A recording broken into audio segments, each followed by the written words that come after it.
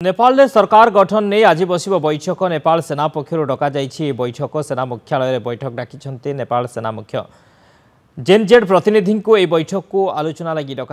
नेपाल में हिंसाकांड लगी रही बेले परवर्ती सरकार गठन नहीं बस बैठक तेरे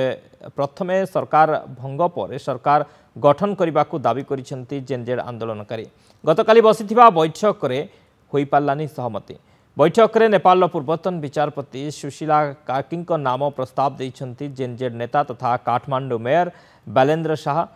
यासह नेपाल को हिंदू राष्ट्र भाव घोषणा करा जाऊ बोली दावी करिछि जेनजेड कहीं दुई अधिक थर प्रधानमंत्री हो पारिबे नाही यह हेउछि नेपाल जेनजेड दावी हिंसात्मक आंदोलन में सत्ता परिवर्तन करिबारे सफल होइथिबा युवगोष्ठी यह दावी करिसेंति तेबे सेमाने कहिसेंति हिंसाकांड कि पोड़ा जला आमे करिनाहु सुविधावादी गंडगोलकारी यही हिंसाकांड करिसेंति यह सहित